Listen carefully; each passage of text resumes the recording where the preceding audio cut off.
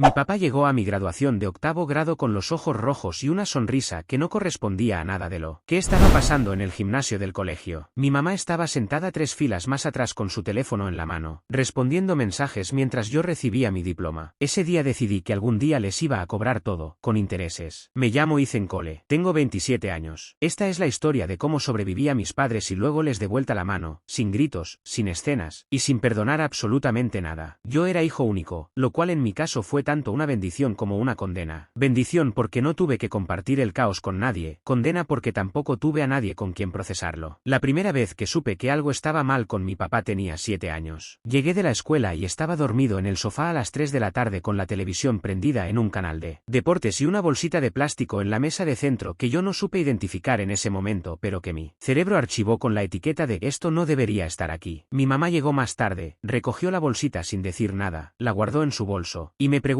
qué quería de cena como si hubiera entrado a una casa completamente normal. Espagueti, dije. Perfecto, dijo. Y así transcurrió esa noche, sin conversación, sin explicación, sin nada que me indicara que lo que acababa de ver tenía algún significado. Solo espagueti y silencio y la televisión de fondo. Tardé 2 años más en entender lo que era esa bolsita. Para cuando tenía 9 años, Raymond dormía en el sofá con más frecuencia que en la cama matrimonial. Para cuando tenía 10, ya habíamos tenido la primera de muchas visitas de la señora Evans, la vecina de al lado, que venía a decirle a Carol que Raymond había estado afuera a las 2 de la madrugada hablando solo en el jardín. Para cuando tenía 11, ya sabía exactamente qué eran esas bolsitas, y ya sabía que había más de una fuente de ellas porque los olores eran diferentes. Raymond no era un hombre malo. Eso lo entendí mucho después, cuando tenía la suficiente distancia para verlo con claridad. Era un hombre que había encontrado algo que lo hacía sentir bien y había decidido que eso valía más que todo lo demás. Esa no es maldad, es cobardía. Pero cuando tienes 11 años y tu papá llega a buscarte al partido de béisbol y el entrenador te llama aparte, para preguntarte si todo está bien en casa porque tu papá se veía algo confundido, la distinción entre maldad y cobardía no significa nada. ¿Qué le dijiste al entrenador? Me preguntó Carol esa noche, que papá estaba cansado por el trabajo. Bien, ¿es verdad que está cansado por el trabajo? Carol me miró durante un segundo demasiado largo. Ve a hacer tu tarea, Ethan. Hice mi tarea. A los 12 años empecé a notar a Carol. No a notarla como mamá, que siempre la había notado, sino a notarla como persona que hace cosas que no encajan. El teléfono que siempre tenía boca abajo en la mesa cuando estábamos en familia. Las veces que salía a hacer encargos, y volvía con cara de quien acaba de recordar que tenía que comprar leche y compró la leche en el último minuto, para que la historia cerrara. Los mensajes que llegaban tarde en la noche y que ella respondía en el baño. No era difícil de leer, solo requería prestar atención. Y yo llevaba años practicando prestar atención porque en mi casa la atención era lo único que me mantenía orientado. Un martes por la tarde, Raymond estaba en uno de sus estados de semiausencia en el sofá. Yo estaba supuestamente haciendo tarea en el cuarto, y Carol salió diciendo que iba al supermercado. Esperé 10 minutos, me asomé a la sala, Raymond dormido. Tomé mi bicicleta y seguí a Carol. La seguí 4 cuadras. Dobló a la derecha en Maple Street. Se estacionó frente a una casa que yo no reconocía. Salió del carro con una bolsa de cosas que no eran del supermercado. Tocó la puerta. Abrió un hombre. Carol entró. La puerta se cerró. Volví a casa antes que ella. Me senté en mi cuarto. Abrí el libro de matemáticas que no había tocado. Cuando llegó Carol media hora después, asomó la cabeza por la puerta. ¿Cómo vas con la tarea? Bien, dije sin levantar la vista. ¿Comiste? Sí, hay fruta en la cocina. Gracias. Eso fue todo. Ella no sabía que yo sabía. Yo no le dije que sabía. Archivé la información en el mismo lugar donde tenía guardada la bolsita de plástico, la cara de Raymond en el partido de béisbol, y todas las demás piezas de ese rompecabezas que nadie me había pedido que armara pero que yo seguía armando de todas formas. El hombre de la casa de Maple Street se llamaba Victor Hans. Lo supe porque una semana después volví solo, en bicicleta, y esperé en la esquina hasta que salió a sacar su carro a la calle y pude leer la calcomanía del seguro en él. Parabrisas con su nombre, Victor Hans. Lo busqué en la guía telefónica que todavía teníamos en la casa porque Raymond nunca tiró nada. Victor Hans, instalador de sistemas eléctricos. 41 años. El mismo vecindario desde hacía 6. No hice nada con esa información, solo la guardé. Guardé muchas cosas durante muchos años. La adolescencia en mi casa era una negociación constante entre la realidad visible y la que se suponía que debíamos fingir que no existía. Raymond tenía periodos buenos que duraban semanas, a veces un mes, en los que se levantaba temprano, iba al trabajo, llegaba a cenar, hacía preguntas sobre la escuela con el interés genuino de alguien que está tratando. En esos periodos, Carol era diferente también, más presente, más atenta, con el teléfono menos pegado a la mano. Era como vivir en una versión paralela de mi propia vida, una versión que podría haber sido normal si hubiera durado. Nunca duraba, siempre había una señal antes de que Raymond cayera, un día llegaba con los ojos demasiado brillantes, o respondía respondía preguntas simples con retraso, o se reía de cosas que no tenían gracia. Y yo sabía que el periodo bueno había terminado. Y también sabía que cuando Raymond caía, Víctor Hans recibía más visitas. Era un ciclo tan predecible que a los 14 años ya podía anticiparlo con varios días de anticipación. ¿Por qué no lo dejas? Le pregunté a Carol un día. Estábamos solos en la cocina. Ella preparaba café. Yo comía cereal parado junto al refrigerador porque no quería sentarme. Carol no preguntó de quién hablaba. Eso en sí mismo fue una respuesta. No es tan simple, dijo. Parece bastante simple desde aquí. Cuando seas adulto vas a entender que las cosas no son simples. Ya entiendo muchas cosas, dije. Carol me miró de una manera que era mitad advertencia y mitad reconocimiento de que yo sabía más de lo que ella hubiera querido que supiera. Termina tu cereal, dijo. Terminé mi cereal. A los 15 años Raymond perdió el trabajo. No fue una sorpresa, llevaba meses llegando tarde y ausentándose, y su jefe, un tipo llamado Harold que lo había cubierto más veces de las que ningún jefe debería cubrir a nadie, finalmente tuvo que hacer lo que tenía que hacer. Raymond llegó a casa ese viernes con una caja de cosas de su escritorio y la puso en el garaje como si estuviera guardando herramientas, no como si acabara de perder el ingreso principal de la familia. ¿Qué pasó?, preguntó Carol. Redujeron personal. Raymond, te digo que redujeron personal. Carol no dijo nada más esa noche. Yo estaba en las escaleras, fuera de su vista, escuchando. Eso también lo había practicado bastante. Las cosas que siguieron al despido de Raymond fueron las peores del periodo que yo llamo, antes de que todo se complicara más, que en mi casa significaba bastante porque las cosas ya eran complicadas. Sin ingreso fijo, la economía doméstica empezó a crujir. Carol cubría los gastos básicos con su sueldo de maestra, que no era mucho, y Raymond encontraba trabajos ocasionales que duraban poco porque la consistencia no era su punto fuerte en esos tiempos. Yo empecé a trabajar a los 16, cortar el césped del vecindario, lavar carros, cualquier cosa que pusiera dinero en mi bolsillo porque ya había decidido que no quería depender de que los adultos a mi alrededor resolvieran sus problemas. Spoiler, nunca resolvieron sus problemas. La crisis llegó el verano en que yo tenía 16. Raymond, en un estado que no era completamente coherente, decidió a las 11 de la noche que necesitaba el carro para ir a un lugar. Carol le dijo que no. Raymond insistió. El argumento fue escalando con esa velocidad específica de los argumentos que llevan años de presión acumulada, esperando el momento de explotar. Yo estaba en mi cuarto, escuchando, evaluando si necesitaba bajar a intervenir o si podía quedarme donde estaba. Luego escuché el golpe. No fue violencia intencional, eso lo entendí después cuando hablé con Carol. Raymond había empujado el marco de la puerta de la cocina con la mano abierta y el vaso que estaba encima de la alacena cayó y se rompió, pero el sonido fue suficiente para sacarme del cuarto y bajar las escaleras en 4 segundos. Raymond estaba en la cocina, confundido por el ruido del vidrio roto. Carol estaba junto a la pared con cara de quien acaba de tomar una decisión que llevaba tiempo posponiendo. Ethan, dijo Carol cuando me vio, ve a tu cuarto. No, dije. Los dos me miraron. Papá, dije, siéntate. Raymond me miró. En uno de esos momentos de lucidez extraña que tenía de vez en cuando incluso en sus peores estados, me miró a los ojos y se sentó en la silla de la cocina sin decir nada. Ya, dije. Todos nos calmamos. Carol limpió el vidrio en silencio. Raymond se quedó dormido en la silla 20 minutos después. Yo agarré mis llaves del carro, salí, y manejé 2 horas sin rumbo fijo porque necesitaba espacio para procesar lo que acababa de pasar y lo que significaba que yo, a los 16 años, fuera el que controlaba la situación en mi propia casa. Volví a las 2 de la mañana. Todo estaba en silencio. Me fui a dormir. A la mañana siguiente, Carol me dejó una nota en la cocina que decía, gracias por anoche. Nada más, sin conversación, sin explicación, sin el reconocimiento de que lo de anoche era síntoma de un problema sistémico que llevaba años sin atenderse. Solo, gracias por anoche. Guardé esa nota también. Tenía muchas cosas guardadas para ese punto. Raymond entró a su primer programa de rehabilitación cuando yo tenía 17. No fue decisión suya, fue el resultado de una conversación larga que tuve con Carol una tarde mientras Raymond estaba en casa de un amigo. Una conversación en la que yo expuse con claridad y sin drama lo que yo veía desde hacía años y las opciones que existían. ¿Desde cuándo sabes todo esto?, preguntó Carol. Desde los 7 años. Carol cerró los ojos durante un segundo. ¿Por qué nunca dijiste nada? Porque cada vez que insinuaba algo, me mandabas a hacer mi tarea. Eso aterrizó. Lo vi en su cara. Ethan, yo, no necesito una disculpa, dije. Necesito que resuelvan esto antes de que yo me vaya a la universidad, porque cuando yo me vaya, no voy a estar aquí para manejar las emergencias. Carol lo organizó. Consiguió el programa, habló con el seguro médico, coordinó con Raymond en uno de sus momentos de lucidez. Raymond entró al centro de rehabilitación en septiembre. El proceso duró 90 días. Los 90 días que Raymond estuvo fuera fueron los primeros 90 días en mi vida en que tuve algo parecido a una casa tranquila, sin vigilar, sin escuchar desde las escaleras, sin evaluar niveles de coherencia. Solo yo y Carol y el silencio raro de una casa que no está en emergencia constante. También fueron los 90 días en que Carol vio a Víctor Hans con más frecuencia. Lo noté, pero decidí no hacer nada al respecto todavía. Había un orden de prioridades y Raymond era la prioridad inmediata. Raymond salió del centro diferente. No curado, porque eso es una palabra que la gente usa sin entender bien lo que significa en este contexto, sino diferente, más quieto, más consciente de lo que había costado. Empezó a ir a reuniones 3 veces por semana. Consiguió trabajo en una ferretería, algo sencillo y estable. Llegaba a cenar. Preguntaba por mis planes para la universidad con el interés de alguien que de verdad quería saberlo. ¿A qué quieres ir?, me preguntó una noche de ese invierno. Administración de empresas, dije. ¿Por qué eso? Porque quiero entender cómo funcionan los negocios desde adentro. Raymond asintió. Eso está bien, dijo. Eso tiene sentido. Y hubo algo en esa conversación, en esos 3 minutos de mi papá siendo simplemente mi papá, que me costó más procesar que cualquier cosa mala que hubiera visto. Porque es más fácil acumular resentimiento contra alguien que te falla constantemente que contra alguien que te falla constantemente y de vez en cuando te recuerda que hay una persona real ahí dentro que pudo haber sido diferente. Pero yo no estaba en el negocio de procesar eso todavía. Estaba en el negocio de salir de esa casa lo más preparado posible. Me aceptaron en la universidad estatal, a 2 horas de distancia. Conseguí una beca parcial y cubrí el resto con trabajo y ahorros. El día que hice mis maletas, Raymond me ayudó a cargar las cajas al carro. Carol me abrazó en la puerta más tiempo del habitual. Llama cuando llegues, dijo. Claro, dije. Ethan, dijo Raymond antes de que yo entrara al carro. Lo siento, lo miré. Lo sé, dije. Y manejé 2 horas hacia mi nueva vida. La universidad fue lo que necesitaba. Una distancia física que me permitió respirar por primera vez desde los 7 años. No vine de vacaciones mental ni emocional. Eso es un lujo que no me podía permitir y que tampoco quería. Sino que llegué con un plan claro. Estudiar, trabajar, aprender, construir. Sin drama, sin emergencias, sin vigilar a nadie. Los primeros 2 años fueron de construcción pura. Tomé todos los créditos que pude. Conseguí un trabajo de medio tiempo en la oficina de administración de la universidad, que aparte de dinero me daba acceso a información sobre cómo funcionan las instituciones desde adentro. Me hice amigo de profesores que valían la pena, los que te decían la verdad sobre cómo funciona el mundo en lugar de los que te contaban el mundo como debería funcionar en teoría. Llamaba a casa una vez por semana. Raymond seguía en el programa, seguía en la ferretería. Carol seguía siendo Carol. En las llamadas había una cortesía funcional que cubría todo lo que ninguno de los 3 mencionaba. ¿Cómo va la escuela?, preguntaba Raymond. Bien. ¿Cómo va el trabajo? Bien. ¿Y mamá? Ocupada. Ya sabes cómo es. Sí sabía cómo era. Al final del segundo año de universidad recibí una llamada de la señora Evans, la vecina de al lado. Raymond había tenido una recaída. No una recaída menor, una recaída de las complicadas, la que lo llevó a una noche en urgencias y luego a un segundo programa de rehabilitación.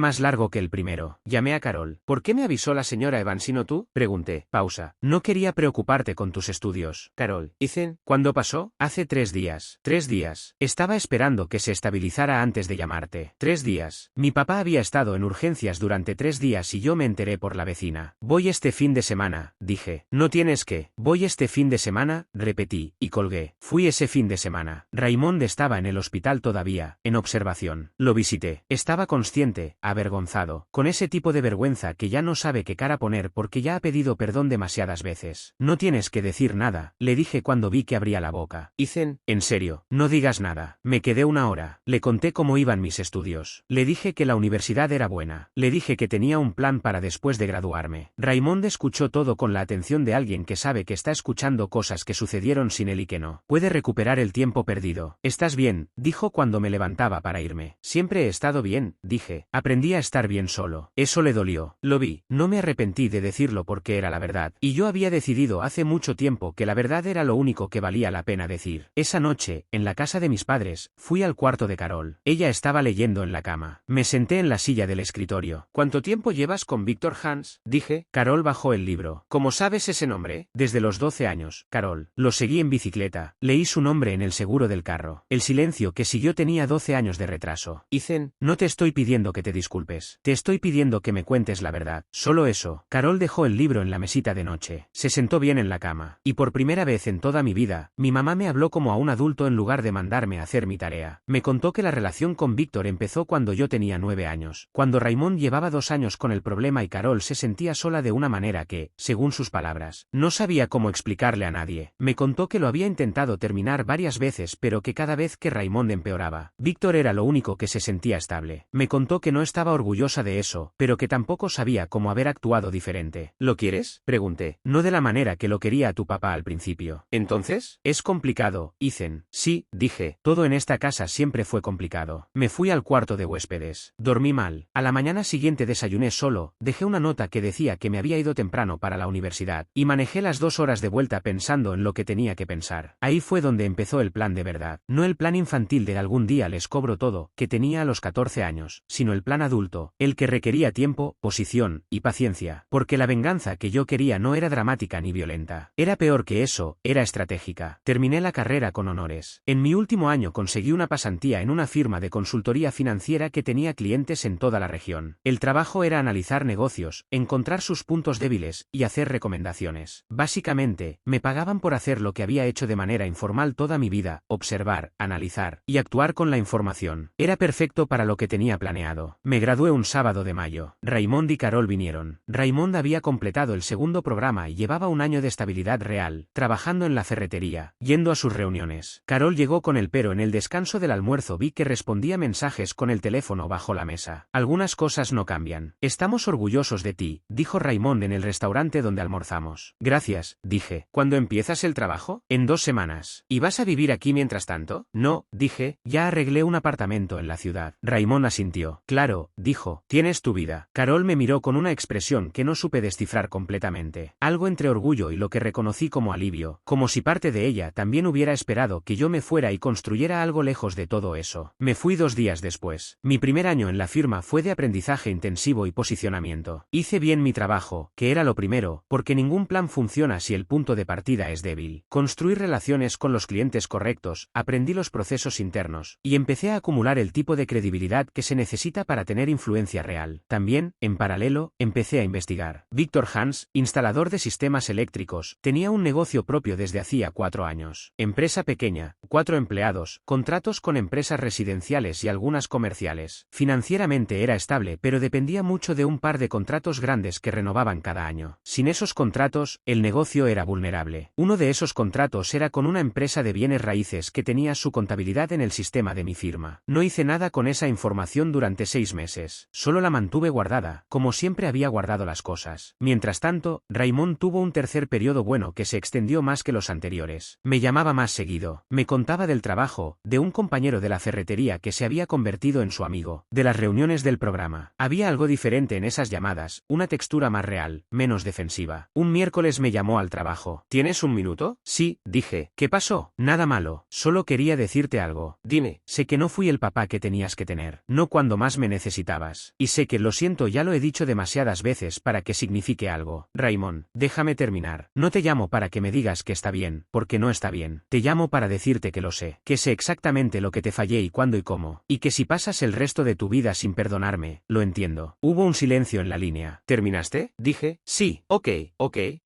repetí. Escuché lo que dijiste. ¿Nada más? Por ahora, nada más. Raymond soltó un suspiro que sonaba a alguien que esperaba más, pero acepta lo que hay. Está bien, dijo. Hablamos después. Hablamos después. Esa llamada me movió algo que yo tenía bien guardado. No lo suficiente para cambiar el plan, pero sí lo suficiente para hacerme pensar en los matices, en lo que era justicia y lo que era simple crueldad, en la diferencia entre cobrar lo que te deben y destruir a alguien que ya está medio destruido. Con Raymond, decidí que el plan era diferente. Con Carol era otra conversación. Carol llevaba 16 años con una doble vida. No por debilidad ocasional, no por un error de un momento, sino como sistema de vida. Había tomado decisiones conscientes durante 16 años que afectaron mi infancia, mi adolescencia, y mi perspectiva sobre lo que era una familia. Y lo había hecho mientras me mandaba a hacer mi tarea. La parte de Carol en el plan era más personal. Pasó otro año. Yo ya tenía 24, posición en la firma, y acceso a información que la mayoría de la gente no tiene porque no sabe cómo buscarla o no tiene los contactos para encontrarla. Revisé con calma la situación de Víctor Hans y encontré algo que Rey, el investigador privado que contrató mi papá en la historia de otro, no habría necesitado buscar mucho. Víctor Hans había presentado una declaración de impuestos el año anterior con discrepancias que una auditoría rutinaria probablemente detectaría. No era fraude mayor, era el tipo de descuido que hacen los negocios pequeños que crecen más rápido que su contabilidad. Hice una llamada anónima a la línea de información fiscal. No era ilegal, era información pública que cualquier ciudadano puede reportar. Y el resultado fue predecible: auditoría del negocio de Víctor Hans, que reveló las discrepancias, que resultaron en multas y en la revisión de sus contratos activos, incluyendo el de la empresa de bienes raíces, que era uno de sus 2 contratos grandes. El contrato no se renovó. Sin ese contrato, el negocio de Víctor Hans entró en un periodo de dificultades que duró varios meses, lo suficiente para que tuviera que reducir personal, lo suficiente para que su estabilidad financiera, que era lo que le daba a Carol la sensación de que era una opción real en su vida, vida se viera comprometida. Lo supe por Carol misma, que me llamó un sábado para contarme que las cosas estaban complicadas con alguien, sin nombrar a nadie, como siempre. ¿Con quién?, pregunté. Pausa. Un amigo. ¿Víctor?, dije. Silencio. ¿Cómo sabes ese nombre?, preguntó, aunque la respuesta ya la sabía. Lo mismo que siempre, Carol, prestando atención. Otro silencio. Ethan, ¿tú tuviste algo que ver con? ¿Con qué?, dije, con toda la calma del mundo. Con los problemas que está teniendo su negocio. ¿Cómo iba yo a tener algo que ver con eso? No lo pudo probar. No tenía cómo. Y yo no se lo confirmé ni se lo negué, que es una respuesta en sí misma para alguien que sabe leer. Y Carol sabía leer, aunque tardara en hacerlo. ¿Por qué harías algo así?, preguntó. No dije que hice nada. Ethan, Carol, llevas 16 años tomando decisiones que afectaron a esta familia. No me pidas que me sorprenda cuando las consecuencias llegan. Colgué. Carol no me llamó en 2 semanas. Cuando volvió a llamar, su tono era diferente. No arrepentido exactamente, sino más consciente. Como alguien que acaba de entender que la persona al otro lado de la línea no es el niño que mandaban a hacer su tarea. ¿Qué quieres de mí?, preguntó directamente. Eso me gustó. Directo era mejor. Honestidad, dije. Nada más que eso. ¿Para qué? Ya lo sabes todo. No todo, sé los hechos. No sé cómo lo justificaste contigo misma todos esos años. Carol tardó en responder. No lo justificaba, dijo finalmente. Solo seguía hacia adelante. ¿Y yo? ¿Cómo entré en ese cálculo? Siempre pensé que eras fuerte, que lo manejabas bien. Era un niño, Carol. Lo sé. ¿Lo sabías entonces también? Sí, dijo. Lo sabía. Eso fue más de lo que esperaba. Sin excusas, sin redirección. Solo lo sabía. A veces la honestidad sin ornamentos es lo único que queda cuando todos los disfraces ya no funcionan. Ok,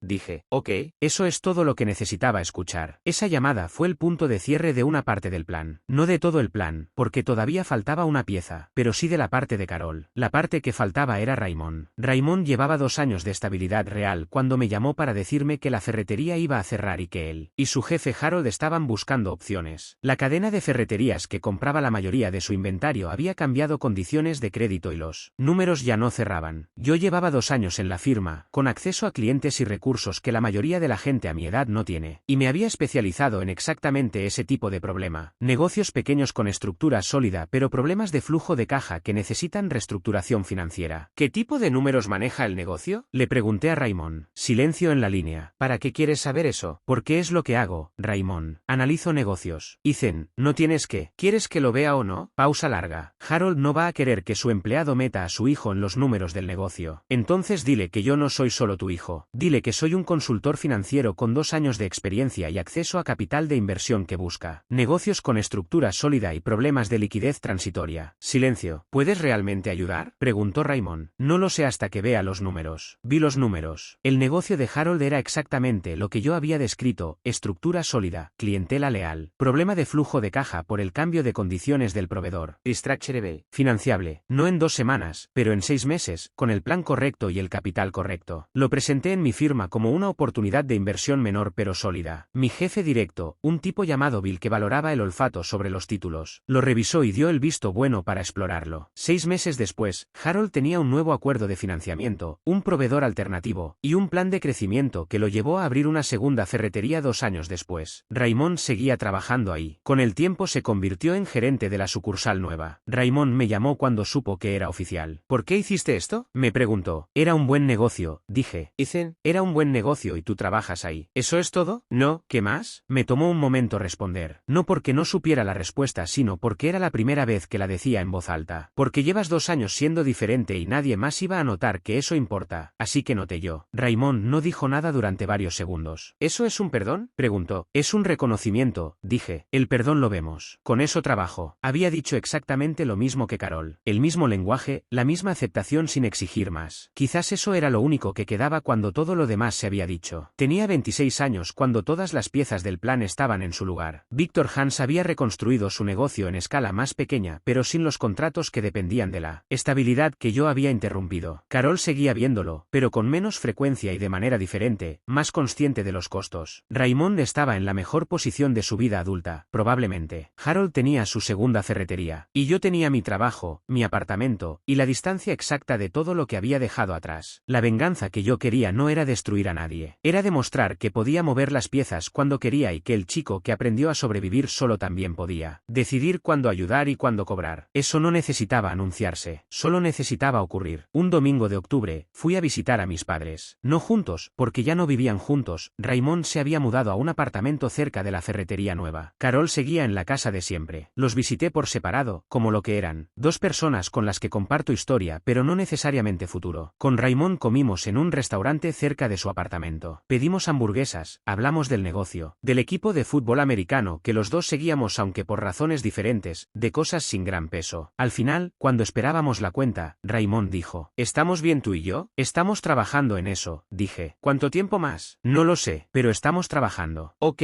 dijo. Con eso me quedo. Con Carol fue más corto. Café en la cocina, la misma cocina de siempre. Ella hizo las preguntas de costumbre sobre el trabajo, yo respondí lo necesario. Antes de irme, en la puerta, Carol me dijo, ¿alguna vez me vas a decir qué hiciste con Víctor? No hice nada con Víctor, dije.